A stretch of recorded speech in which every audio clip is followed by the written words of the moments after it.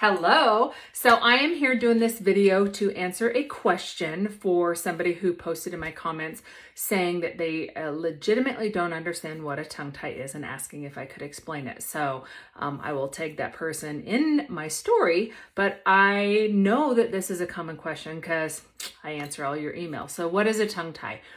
We are all born with a lingual frenum. It's this tissue under the skin or under the tongue. So that tissue sometimes is too thick, too short, combination of both. Sometimes it's in the wrong spot.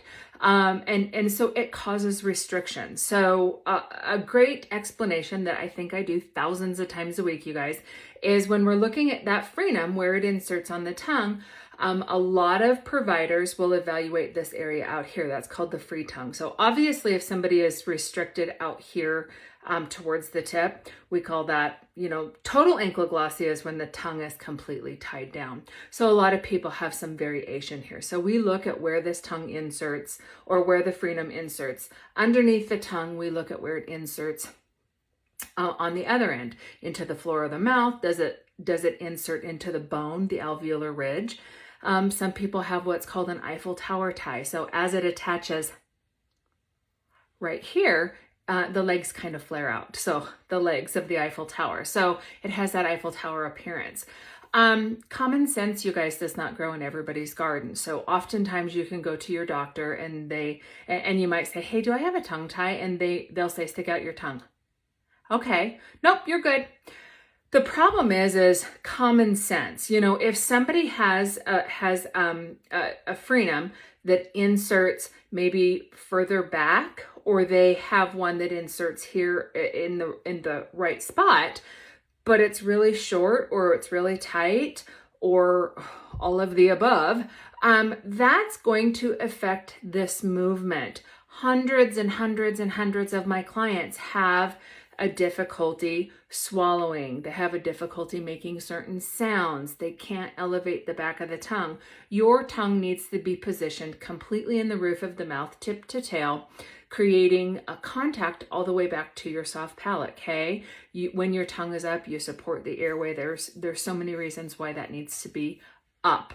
Okay, so that's in a nutshell what a tongue tie is. It's just this short, unusually thick, short, misplaced, restricted tissue that causes a lot of problems. It can be speech, it can be breathing, it's craniofacial development, chewing, swallowing, all of that stuff. So when you're born with a tongue tie, you have adaptations, and so you may or may not know that you have any of those problems until you get older. I think the most important thing to be said, and you probably find me all the time talking and harping about this, is you have to have a significant evaluation, okay?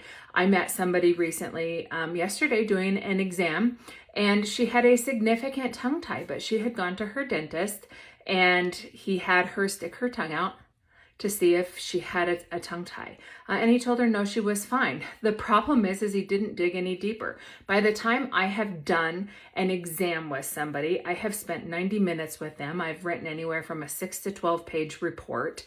I have put them through, 10, 15 functional assessments so that I can see how the muscles work. And I've unpacked all of their myofunctional impairment. So that's 2 pages of symptoms where people record what's going on. I unpack that so that I understand why they had ear infections or why they had tubes placed as a child. We talk about everything all the way back to infancy because guess what, you guys? A tongue tie is there at birth.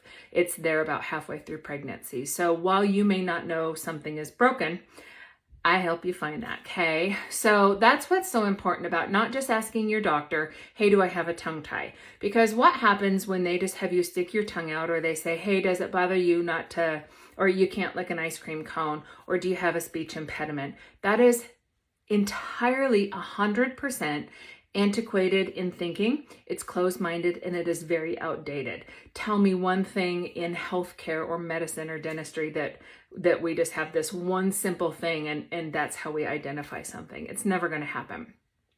So when a doctor just has you just stick your tongue out, they're basically just telling me, oh yeah, that one muscle, the muscle that works in the forward movement, that one works. But guess what? The rest of them probably don't. So if you go to your doctor and they just kind of blow you off or tell you you're crazy or make you feel like you're crazy, anything like that, they're probably not up to date, which you don't want them to identify or correct your tongue tie anyhow. So not only is it important to have somebody who sees hundreds of these things all the time help you on that, you want that, you need myofunctional therapy beforehand, but it's also important to find the right team.